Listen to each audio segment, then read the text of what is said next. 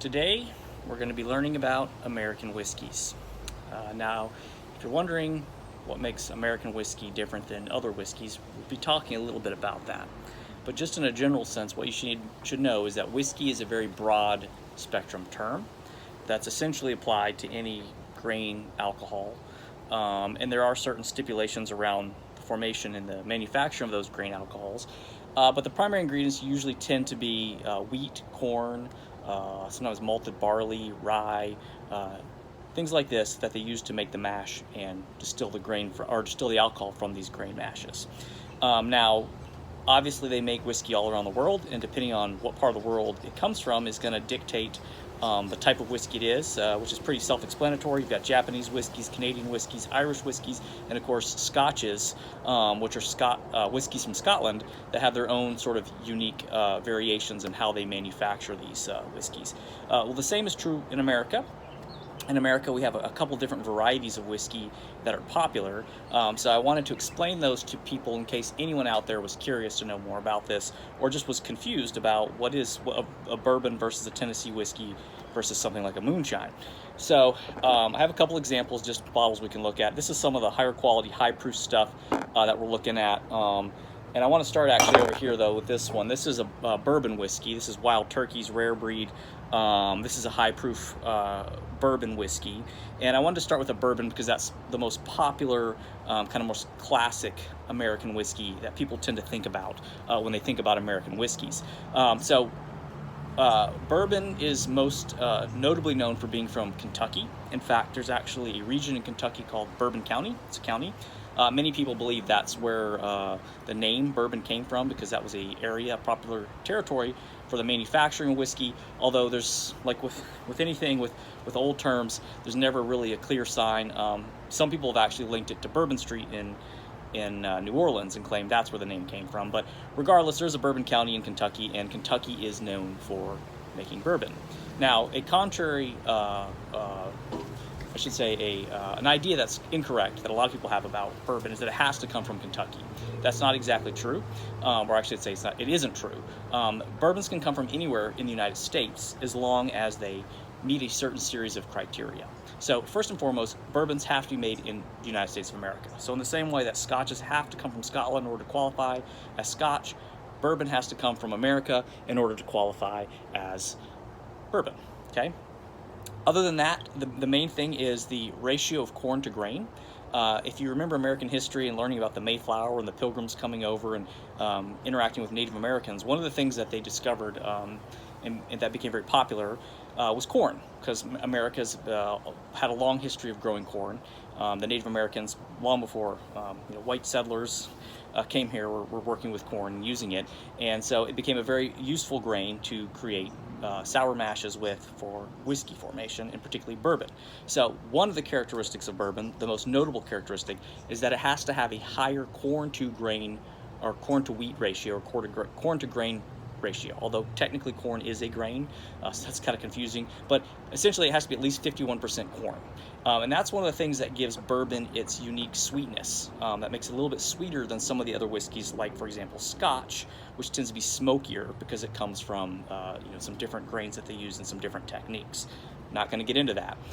Besides that, so it has to be from America, it has to have a higher corn ratio than other grains, and it has to be aged in an oak barrel, and the oak barrel has to be new. Okay, they can't reuse the barrels; they can only get one use out of them.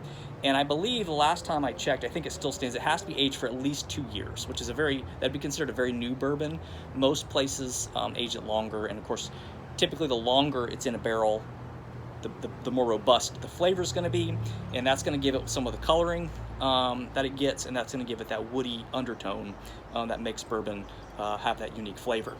Now, just to be fully honest here, from what I've learned, the coloring of this certainly comes from the wood, but in modern day manufacturing, because you have brands and they all have a distinct look, they will actually add some coloring in there to even it out so that all the whiskeys look the same when they go on the shelf. And then from there, typically, it has to be at least 80 proof or 40% alcohol, although it can go up from there, so that's a misconception too. This is because it's a barrel proof, came out at 116.8, so it sometimes just depends on the batch. And that's what's cool about these barrel proofs, is you can kind of get it as it comes out of the barrel before it's essentially cut with water, which is what they then do. They then add some water to it to get it at the alcohol content they want, and that becomes your bourbon. So that's essentially what bourbon whiskey is. Now, what makes that different from, say, Tennessee whiskey? Here's a barrel proof bottle of Jack Daniels. Jack Daniels is essentially the original and most famous of all Tennessee whiskeys. It's actually the widest selling whiskey in the world, so I guess you could say it's the most popular whiskey of all whiskeys. But a lot of times people wonder, well, what makes a Tennessee whiskey different from, say, a traditional bourbon? And it's actually just one key thing. Jack Daniels is made the exact same way as every other American bourbon is made, except what they do, and this was, I guess, what Jack Daniels brought to the industry, is he found that if he took the bourbon after he had made it and ran it through charcoal, they would actually use sugar maple, because they had sugar maple trees there on the lot, and they would burn these sugar maple trees, and they run the bourbon through the sugar maple. It gave it a really unique flavor, okay? And so there's like, well, this is different because it's charcoal filtered. So instead of calling it bourbon, they called it Tennessee whiskey, because that was how they made their whiskey. So essentially, Tennessee whiskey is just a bourbon that's been charcoal filtered. And in the case of Jack Daniels, it's charcoal filtered through sugar maple trees.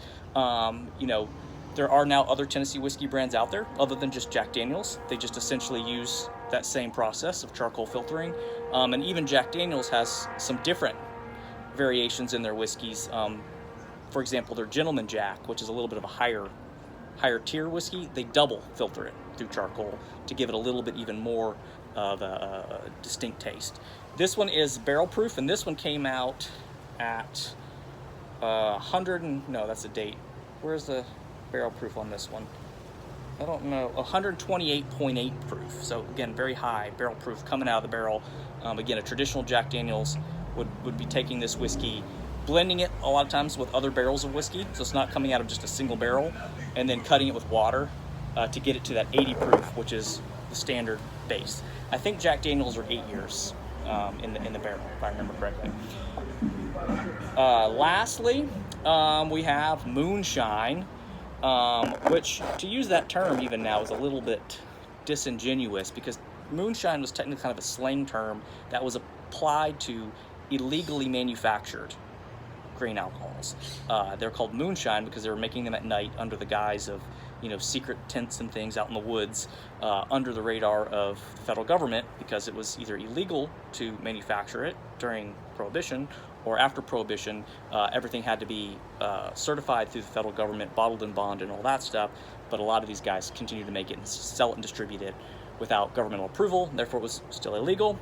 So it's essentially an illegally distributed alcohol, although now some of these brands like Old Smoky have branded it and sold it in a way that it's essentially selling you a grain alcohol that's being manufactured in the way that traditional moonshines would be manufactured. And that is essentially, with Moonshine, it's largely coming directly from the still. So it's usually clear. This has a blue tinted bottle, so that's why that's blue, but if you pour it in a glass, it's clear. And that's again because the color of the whiskey is actually coming from the barrel that it's being aged in. Because Moonshine was being done illegally, and because it was being distributed quickly, because of being illegally distributed, it wouldn't go through the aging process. So it doesn't have the same sort of, nuance of flavors. It's just alcohol, and that was what it was about, getting the job done. So it's not necessarily a good whiskey in the sense of what we traditionally think of with like a good quality bourbon, but it also was known for being high proof, and that's because when it comes out of the still, it's coming out maybe almost 140 proof, something like that. You have to be careful because when you're making the whiskey and it's coming out of the still, there's basically a front end, a middle, and a back, and if it's too high or too low, it's going to have too much alcohol, and it can actually be toxic. So you have to kind of get it in bounds, in the right kind of middle area, and about the highest that it's going to come out is about 140, and then usually even that they're going to cut down with water, and then balance that out and make it wherever they want it based off what they feel like is tasting the best. But in the past, moonshines were known for having a stronger alcohol content. For example, this particular moonshine came in at 128 proof, okay? So higher than even either of these single barrels. but it's essentially a cheap grain alcohol that historically was manufactured illegally, not bottled in bond, not protected by the federal government and the various logistics for manufacturing, and it was not aged in barrels and treated to get the most robust and unique, distinct flavors. It just was a practical way to make some alcohol and give people a good time, which now, like I said, has been rebranded, and you can still buy it, and it essentially mimics the moonshine that you would have traditionally gotten wherever you obtained it from. And it, like I said, it's usually higher proof, and it's usually a clear liquid, and therefore it's not a bourbon or a Tennessee whiskey. So hopefully that was interesting and informative. I'll be back with some more videos, maybe about some more things about whiskey or tobacco, or who knows. We'll see. Have a great day.